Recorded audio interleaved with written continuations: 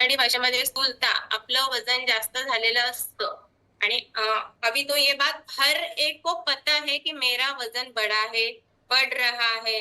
इतने तो fitness conscious हम लोग अभी हो चुके हैं। छोटे छोटे बच्चे भी ये बात समझ रहे हैं कि हमारा वजन बढ़ रहा है, आपका वजन बढ़ रहा है।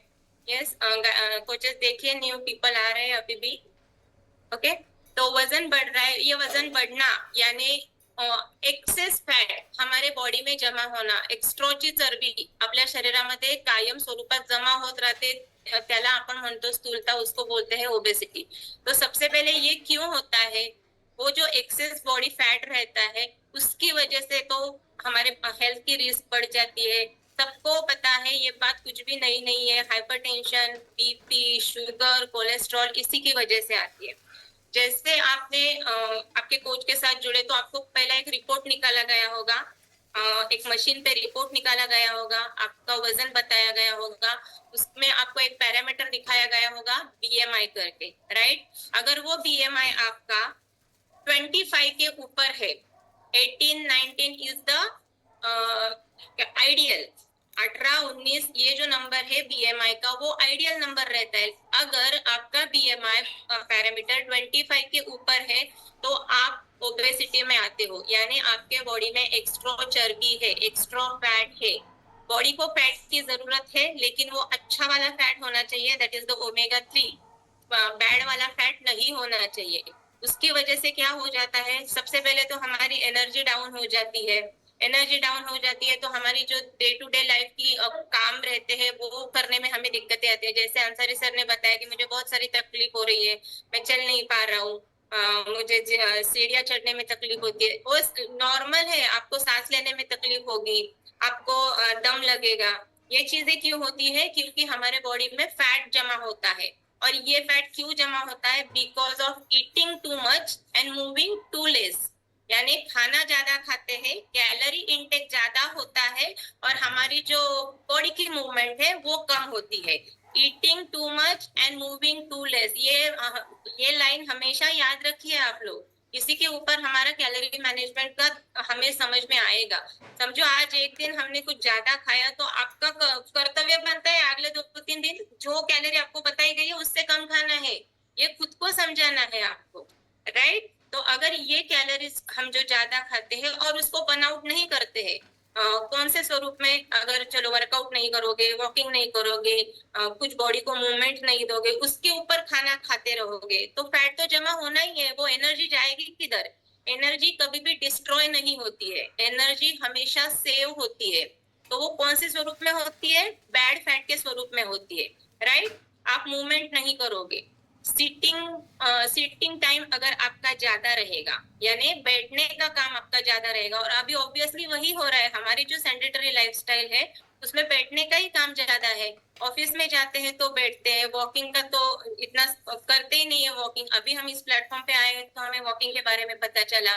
वॉकिंग को जाते नहीं है, वर्कआउट करते नहीं है। घर में काम के लिए बाई है, ऐसा नहीं है कि हम घर का काम करते हैं तो हमारा वर्कआउट हो जाता है। ये बहुत गलत सोच है, क्योंकि ये सोच मेरी भी थी कि घर में मेड नहीं रखेंगे, मैं खुद का काम करूंगी तो मेरा वर्कआउट हो जाएगा। ये सोच गलत है, उसमें से कुछ नहीं होता है, क्योंकि जो जितना हम काम करते हैं उससे एक्स्ट्रा ही हम खाते हैं। सुबह का ब्रेकफास्ट, दोपहर का खाना, रात का खाना, शाम का ब्रेकफास्ट, तो उससे ज्यादा कैलोरीज जाती है। तो जो ज्यादा कैलोरीज जाती है वो फैट के स्वरूप में बॉडी में जमा होती है और आपका फैट बढ़ते जाता है, बढ़ते जाता है। और जैसे फैट बढ़ता है आपके हार्मोनल डिसऑर्डर्स चालू हो जाते हैं। तो ये जो है एक पैरेलल साइकिल है कि हार्मोनल डिसऑर्डर एंड फैट बढ़ना। आप बोलते हैं कि अभी नया ट्रेंड क्या है? PCOD, thyroid, BP, right. यही ट्रेंड है ना। 28, 27, 29 एज के लोग जो हमें मिलते हैं वो बहुत इजीली बोलते हैं कुछ नहीं, मुझे सिर्फ पीसीओडी है, थायराइड है। ये प्राउडली बोलने की बात नहीं है। आपको समझना है कि आपके हार्मोन्स लेवल में चेंजेस आ रहे हैं। आपका वजन भले आपको उधर नहीं दिख रहा है लेकिन आपका कोलेस्ट्रॉल बढ़ रहा है, इंचेस आपके बढ़ रहे हैं, आपके जो जूने पुराने कपड़े रहते हैं वो नहीं आ रहे। तो आपको समझना है। आपको क्या बोलते, चलने में दिक्कतें आ रही है, थोड़ा सा भी खुद को समझता है अब मेरे यहाँ का मैं आपको एग्जांपल देती हूँ। छोटी बच्ची है मेरे यहाँ पे जो आती है वर्कआउट को, 15 इयर्स की है। तो उसके साथ में जो 29 इयर्स की लड़की है वो एक दिन नहीं आई थी। वो क्या सरळ काय बोल रही थी कि दाढ़ी ताई आनी नहीं आज। यानी बच्चों को भी समझ में आ रहा है कि कितना मोटा है क्या है, उन लोग को भी समझ में आ रहा है। तो हम लोग को ये बातें सीखनी है, समझनी है। बॉडी को हमें बढ़ने नहीं देना है। अभी तक जो किया वो किया, अभी तो सुधरना है, फिटनेस रखना है। तो इसका सबसे पहले इसका रीजन क्या है कि ये क्यों बढ़ता है? हमारा बैड ईटिंग हैबिट। कुछ भी खाते हैं, जो चाहिए बॉडी को वो नहीं खाते हैं, और जो क्या चाहिए वो यहाँ से सीखने को मिलेगा। आपको बहुत अच्छा वाला फाइबर बॉडी को देना है, प्रोटीन इंटेक बॉडी को देना है। ज्यादा प्रोटीन एक्सेस में भी नहीं देना है, वो कितना देना है उसका प्रोपोर्शन भी हमें पता होना चाहिए। अच्छा वाला ओमेगा 3, अच्छा वाला ओमेगा 3 फैट की बॉडी को जरूरत है। हमारे बॉडी के जो जॉइंट्स है उसके मूवमेंट के लिए अच्छा फैट ओमेगा 3 जरूरी है। डेली आपको 1 स्पून घी खाना है, अच्छा वाला घी, डालडा बिल्डा नाही आहे, साजूक तूप, रोज 1 चमचा साजूक तूप खायचंय, प्रत्येकाने खायचंय, एक ही चम्मच।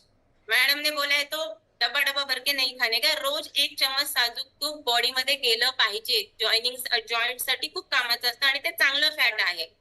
तो ये आपको खाना है। अच्छा वाला फाइबर आप सब्जी के स्वरूप में खा सकते हो, फ्रूट्स के स्वरूप में खा सकते हो।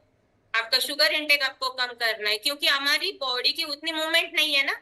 आपको हर 20 मिनट में बॉडी को जगह से हिलाना है। अगर आप सिटिंग है आपका, ऑफिस जॉब है आपका, सिटिंग जॉब है आपका, तो 15 मिनट्स में उठ के एक राउंड लगा दीजिए। डेली 5 किलोमीटर आपको चलना है। वर्कआउट तो मैंडेटरी है, 40 to 45 मिनट्स वर्कआउट आपको करना ही है।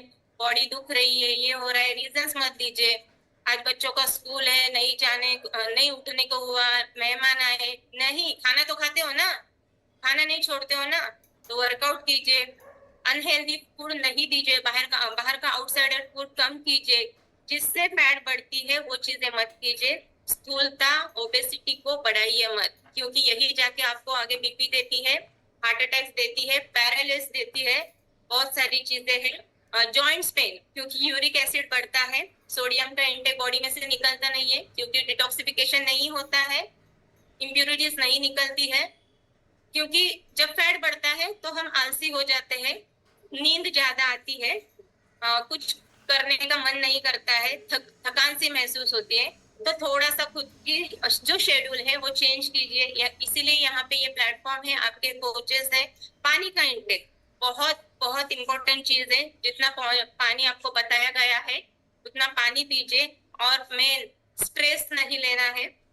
रात की नींद बहुत इंपॉर्टेंट है। आप अगर सब कुछ चीजें अच्छी तरीके से कर रहे हो, जैसे कोच ने बताया है, करेक्ट तरीके से चल रहे हो, पानी पी रहे हो, डाइट प्लान फॉलो कर रहे हो, लेकिन अगर रात को जल्दी नहीं सो रहे हो, 1 बजे 2 बजे, तो नहीं, ये काम नहीं होगा। क्योंकि पानी, आपकी नींद, ये सब चीजें आपके वेट के ऊपर काम करती है, आपके बॉडी इसके ऊपर काम करती है, उसका रेस्टिंग पीरियड, उसका खाना पचाने का टाइम, ये सब चीजें काम में आती है।